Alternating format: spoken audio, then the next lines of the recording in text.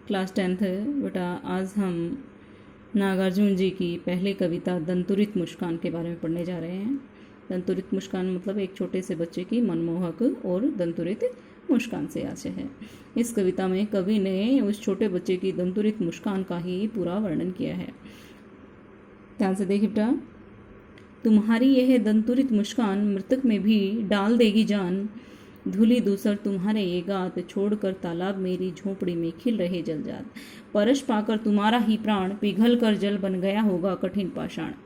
तुम्हारी यह दंतुरित मुस्कान, तुम्हारी यह दंतुरित मुस्कान मतलब तुम्हारी यह मनमोहक और छोटे छोटे दांतों वाली सामने के बच्चे के सामने वाले 2 या 3 दांत निकल आए हुए हैं और उसकी वह मनमोहक और दंतुरित मुस्कान क्या करती है, एक मुर्दे व्यक्ति में भी जान डाल देती है। धूली दूसर तुम्हारे गात, धूल से सने हुए बच्चे के कोमल और सुंदर अंगों को देख करके कवि को ऐसा लगता है, छोड़कर तालाब मेरी, कवि को ऐसा लगता है कि एक तालाब को छोड़ करके उसकी झोपड़ी में क्या खिल रहे हैं, जलजात खिल उठे हैं। जलजात मतलब कमल के फूल खिल उठे हैं।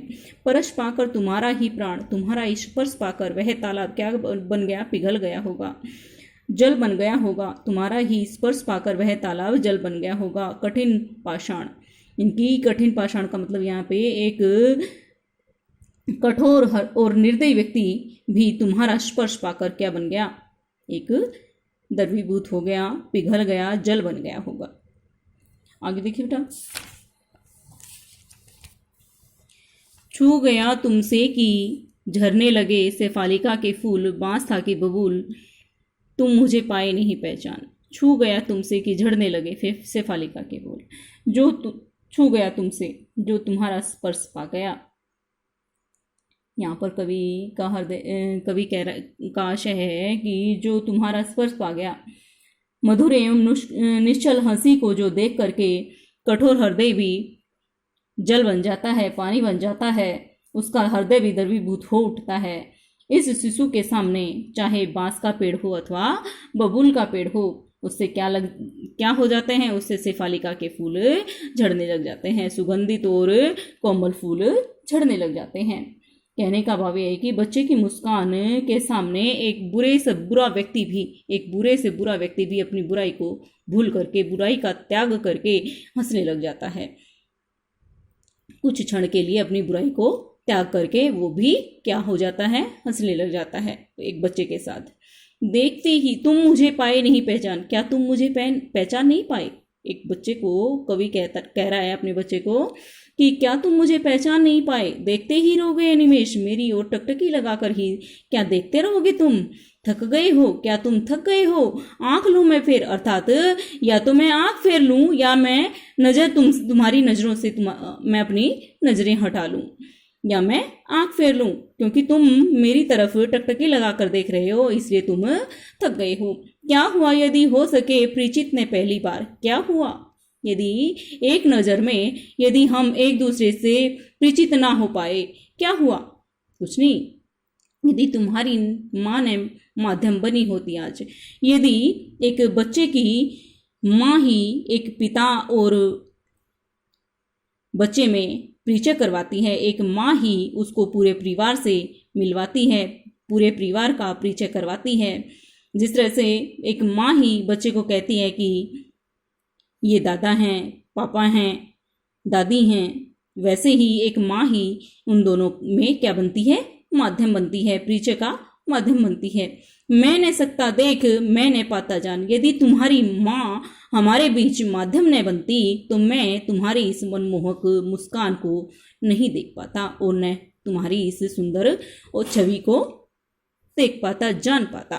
तुम्हारी यह दंतुरित मुस्कान, तुम्हारी यह मनमोहक और वश में करने वाली यह मधुर मुस्कान को मैं नहीं देख सकता यदि तुम्हारी माँ माध्यम न बनी होती।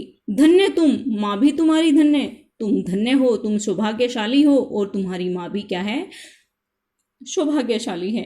चिर प्रवासी मैं इतर मैं अन्य, मैं चिर प्रवासी, चिर मतलब मैं काफी दिनों बाद घर आने वाला, प्रवासी दूर रहने वाला, घर से दूर रहने वाला, प्रवासी दूर रहने वाला। मैं इतर, मैं कोई दूसरा हूँ, इतर दूसरा, मैं अन्य, मैं कोई दूसरा व्यक्ति हूँ।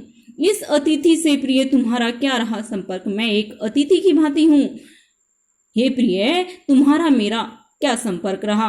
आज तक कोई संपर्क नहीं हुआ। यदि आज भी यदि तुम्हारी माँ मेरे और तुम्हारे बीच में माध्यम न बनती तो मैं आज भी तुम्हारे इस मनमोहक मुस्कान को नहीं देख पाता। उंगलियां माँ की कराती रही हैं मधुपर्क। तुम्हारी माँ की उंगलियां क्या कराती हैं?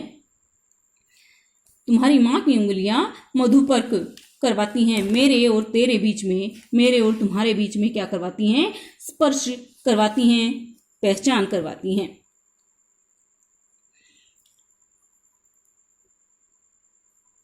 देखते तुम इधर कनखी मारकर, तुम मेरी तरफ तिरछी नजर मार मार के देख रहे हो। और होती जबकि आंखें चार और तुम्हारी और मेरी आंखें एक दूसरे से मिल जाती, तब तुम्हारी दंतुरित मुस्कान मुझे लगती बड़ी ही छविमान। तब मुझे यह दंतुरित मुस्कान क्या लगती? बड़ी ही छविमान लगती। मुझे लगती बड़ी छविमान, मुझे अत्यंत मन मोहने लगती। तुम्हारी और मेरी नजरें मिल जाती और मुझे तुम्हारे चमकते हुए दांतों से युक्त मुस्कान दिखाई दे जाती। वास्तव में मुझे तुम्हारी दूधिया दांतों से सजी हुई मुस्कान बहुत ही सुंदर लगती है और मैं इस निश्चल मुस्कान पर क्या हूँ? मंत्र मुग्ध हूँ। बेटा, ये हमारी कविता पूरी हो चुकी है। आज आप इस कविता से छोटे क्वेश्चन बनाएंगे। यही आज का होमवर्क है। Thank you.